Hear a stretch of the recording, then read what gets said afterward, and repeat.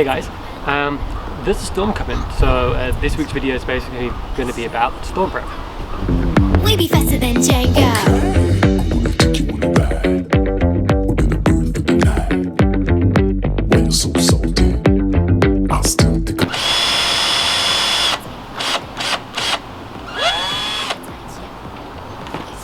There was a part of my deck that was a little loose, so I just screwed it back in place. Typically when you have a storm coming, the best thing you can do is kind of move everything off your deck and anything that's loose debris, because that's what causes most damage, is stuff kind of like flying off and hitting somebody's house. Can't stop, won't stop. Can't stop, won't stop. I mean, don't get it twisted, I don't have like tons of garden furniture on my deck or anything like that, and we don't even have a barbecue. It's mostly just taking off my garden chairs and stuff like that, because they're calling for about 120 kilometers an hour or mile an hour winds. So a garden chair at that speed is going to do some damage if it hits someone in the street. So for us, in terms of like the outside of my house, it's just moving stuff inside. I put on a tight jacket. You sure you can handle? We be faster than Django.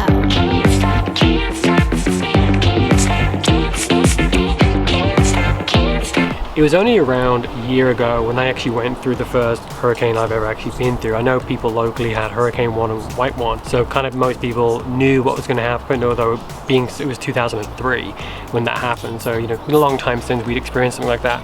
So for me, I did a lot of prep when Dorian came through, but the only thing I kind of didn't think about was the aftermath, and when like there was no power and, you know, water and heat and all that kind of stuff when it was out, what do you do then? We were good during the storm. Now this is coming around, I just felt like it was a good idea to kind of refresh myself on the stuff I need to do, and also just make sure that if we do have prolonged power outages, that we're okay.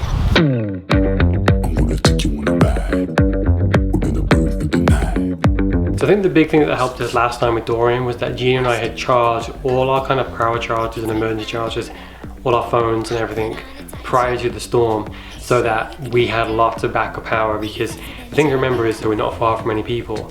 But what if we do need to make an emergency phone call, or we do need to call for help, or the alert system's coming through? That's not a good time to have your phone die. The other thing was we have tons of batteries for flashlights. We've got extra flashlights this time around, just because having to use tiny flashlights in like a house is really hard when it is literally pitch black. So we bought proper flashlights this time, just so that they can be more useful and more practical. And I think that's the big thing for us, was knowing what happened last time. We kind of realized this didn't work as well as we were thinking, so we just want to make sure that we're kind of ahead of the curve. Can't stop. So in terms of supplies, when Dorian came through, we lost power for like 18 hours. We're not on natural gas, so that means that everything we cook with is powered by electricity. So we're in a position where like we can eat at all. So I mean, fortunately we have family nearby, so we go and visit them and they're able to cook for us. But we don't want to be in that situation again, because we generally don't know how bad a storm it's going to be. So what I've done is I've actually gone and got some little burners that are propane powered, so we can cook things like soup or beans. Truthfully, the goal was to have a barbecue, but this year, because of COVID, we didn't go and buy a barbecue. Now hurricanes come in and it's outside barbecue season, so it was easier to grab kind of like a camping stove, and that way if we need to, we can cook, which is kind of important because you can't go, you know, a couple of days without food. Similar thing with water. Can't stop, won't stop. Can't stop. We tend to buy a couple of packets of bottled water, whether it's 6, 12, kind of 18, nothing too crazy, because obviously we don't need to hold water. We get that many partly in case anything does happen to the water supply, but also we freeze some of it. And we freeze some of it because if we lose power for a prolonged period of time, I think your fridge will probably keep the temperature cool for about 3 to 4 hours, but after that it starts to obviously lose that heat or that coolness. So we then start putting ice and our frozen bottles in there to keep the temperature cold, so that we can obviously keep whatever's in there chilled, so we don't lose a bunch of food. The more you keep opening and closing your fridge during a power outage, the more you let that cold air out, to try and keep it closed as much as you possibly can.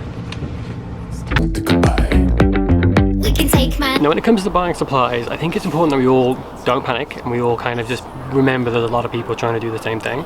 Early days of COVID, you know, there's a lot of stuff for people grabbing, you know, a year's worth of toilet paper because they thought we'd never see it again.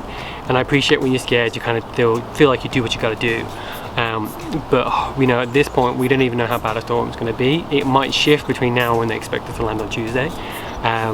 I believe in being prepared, but at the same time, it's, you know, I wouldn't take more than what I think I would need. That's why we do buy more water than we would drink, but that's just in case we need to freeze it. But you know, it's nice when we can all come together and just help each other, and just remember that, you know, there's more than just us going through this. Okay, we can take my land back. Now, truth be told, we don't actually know how bad a storm is going to be, or if it is going to hit us. Storm previous that was supposed to be coming directly for us, it shifted last minute and we avoided it altogether, other than having some bad rain.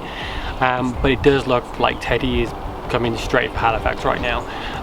But they're not saying they're saying Tuesday evening or Wednesday. Like, it's the weekend now, so a lot can change between then. But I do believe it's good to be ready, and if you start kind of prepping early, it means that you're not going to be panicking Tuesday night or Tuesday morning, because it looks like we're about to get nailed the next day. So do your research, stay in focus for the media to make sure that, you know, you're prepared. And I hope everyone stays safe, and I hope we have a very uneventful storm and it's just a lot of rain. But that might not happen, so it's just good to be ready. So thank you for watching this video. Hope you all stay safe, and we'll see you next week.